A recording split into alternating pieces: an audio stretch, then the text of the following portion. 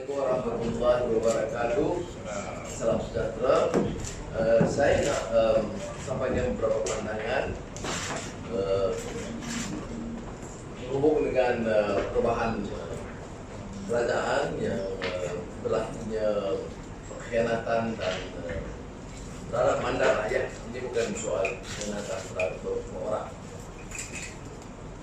Kita melihat kerajaan sekarang ini sebagai pasukan individu dan parti yang telah berjaya menguasai kerajaan dengan mengenepikan mandat rakyat yang sah yang dipilih dalam pilihan raya 2018. Mandat rakyat itu terikat dengan beberapa perjanjian sama ada pimpinan, peralihan kuasa, dan yang lebih utama agenda informasi dan manifesto.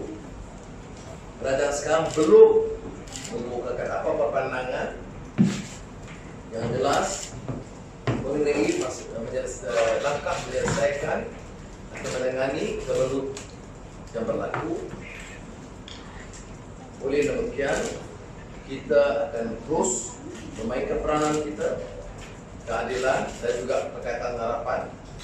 Dan saya berkesempatan berbincang panjang tadi dengan rakan-rakan Tuan Eng dan Pimpinan DAP dan Sabu Pimpinan Amanah di pejabat saya untuk menjelaskan bahawa kita tetap terikat dengan janji kita kepada rakyat. Siapa yang memungkiri janji dan mengkhianati tidak dianggap terus dan jujur dalam perjuangan. Maknanya kita bersedia dalam apa saja kemungkinan. Di kalangan rakyat, di parlimen, atau menghadapi pilihan raya akan datang. Tetapi suatu prinsip yang kita harus pegang, kita tidak boleh gadai prinsip kita. Saya sendiri teguh kerana masih pertahankan pandangan selain mempertahankan prinsip perlembagaan tentang Islam, tentang bahasa Melayu, tentang keistimewaan dan kedaulatan raja-raja Melayu. Tetapi saya tidak akan berganjak dari pendirian saya bahawa negara ini akan selamat dan tetap harus tuntas dan tegas, terutama dalam keadilan, untuk berjuang dan membela nasib orang-orang Melayu dan semua rakyat Malaysia. Dan kita sebagai parti tetap bertahan dasar Islam dan bangsa Melayu dan merangkul semua kaum Cina, India, Iban, Kadazan dan suku kaum lain. Dan ini saya harap jelas, walaupun ia bermakna mengorbankan kedudukan dan tidak menjadi Perdana Menteri seperti mana yang diwar-warkan sekian lama, saya tidak rasa gundah kerana saya rasa dalam perjuangan politik ini etika dan moral mengatasi dan bukan pengkhianatan. Yang kedua yang saya rasa penting kita kenal pasti ialah kedudukan ekonomi, pasaran saham yang meruduk, harga minyak yang terus turun, dan kedudukan ekonomi yang tidak muncul berkembang. Pimpinan negara sekarang tidak menampakkan kesungguhan atau sikap atau kenyataan selain daripada menjadikan politik ini sebagai medan untuk memperolehi dukungan ada di parlimen dengan sogokan, dengan suguhkan kedudukan atau wang ringgit.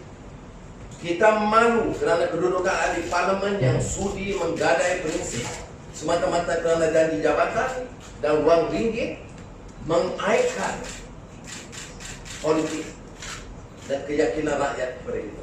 Bagi saya nak tegaskan di sini, apa saja pendirian kita mestilah bertolak kepada dasar perjuangan yang untuk membela nasib rakyat.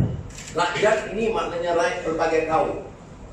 Kalau kita harus kumandangkan lagi tentang dominasi Melayu dalam kerajaan. Kita lihat dalam masalah ekonomi, kita perlu orang Melayu, kita perlu orang Cina, kita perlu orang India atau Iban Kadaza untuk memulihkan ekonomi. Sikap perkauman begini akan terus menyebabkan keadaan ekonomi kita runcing dan merosot. Berikutnya ialah kerana ketegasan yang diperlukan dalam menghadapi masalah COVID-19.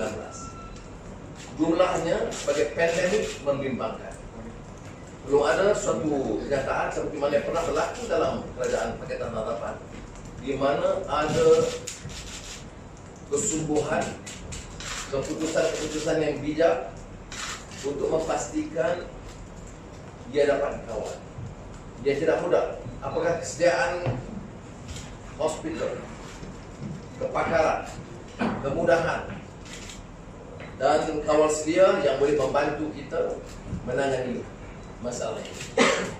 Saudara, saya harap kerajaan dalam hari ini, beberapa hari yang berikut ini, tumpu kepada masalah ini. Bagi pihak parti sendiri, kita telah menasihatkan seluruh kegiatan orang ramai, yang melibatkan orang ramai, termasuk selawat dan pengajian di rumah saya yang diadakan pada tiap hari Ahad malam, itu terpaksa ditangguhkan. Boleh lakukan selawat dan doa dan solat hajat di rumah masing-masing, dan saya akan sampaikan pesan dan mesej melalui media sosial. Tetapi kumpulan ramai ini mungkin dibimbangi untuk menjelaskan keselamatan kesihatan. Jadi dengan penuh tawadhu, rendah diri, saya ingin menyatakan kepada saudara bahawa parti dan pimpinan parti tetap dengan pendirian untuk menjadikan ini sebagai wadah memperjuangkan keadilan bagi semua rakyat di negara kita. Kalau ini bermakna beberapa orang yang khianat dipecat dan beberapa tokoh-tokoh lain yang di bawah saluran upah mereka turut bersekongkol, mereka juga akan terus disingkirkan. Lebih selamat bagi kita. Kita harus kekalkan yang patuh, yang committed dengan perjuangan kita. Jadi kita pantau di tiap negeri ada beberapa ketua cabang, sekitar 250 orang, berbanding dengan anggota lebih 1 juta. Dan dalam tempoh yang diumumkan oleh Ketua Penerangan kita semalam, 12.500 ahli baru, 250 yang dipecat. Ya, terima kasih. Luar kata samaran yang tinggi loh. Doa ini, I'll answer questions. And the side will help. Datuk Sri melihat pada situasi politik sekarang ni, apakah Datuk Sri masih meletakkan harapan untuk menjadi Perdana Menteri? Itu bukan soalnya. Saya masuk dalam langkah politik walaupun dihina, dicerca, dihaitkan, saya tegak pada atas prinsip ini. Dan rakyat yang memutuskan. Dan tidak harus ada suara angkuh, sombong untuk menidakkan.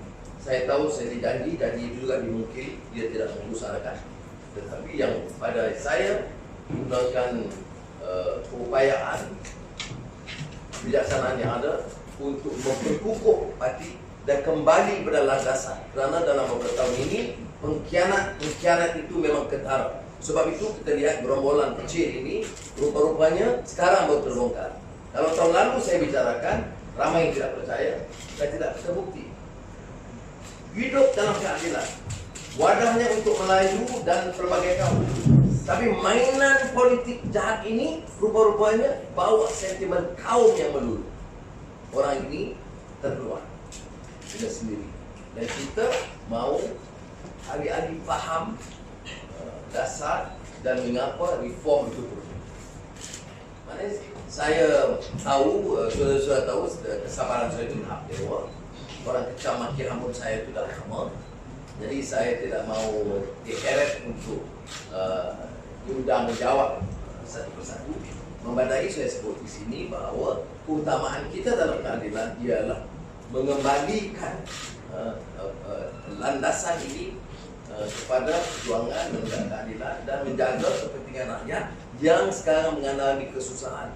Berapa ramai ribuan dibuang kerja, kilang ditutup, perniagaan ditutup.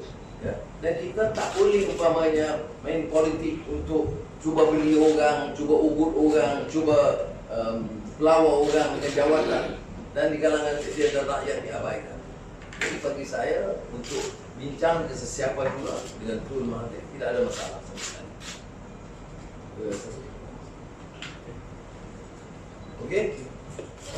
Ya. Yes.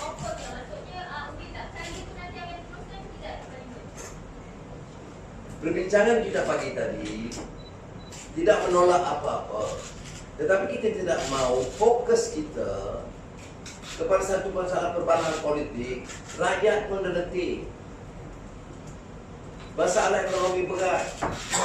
Puluhan ribu orang tak ada kerja. Emas, Malindo, sebut saja kilang-kilang. Dan sekarang kita tumpu apa? Saya jawab, tumpu ekonomi rakyat, tumpu COVID-19. Yang lain itu lihat perkembangan dari masa ke masa. Dan desakan saya kepada pimpinan negara, kamu dah berusaha, bukan baru, berbulan-bulan atau mungkin hampir setahun, duk kira nak gebut jawatan. Nak kamu dah gebut. Cara tipu helak, cara kianat, jalan tugas.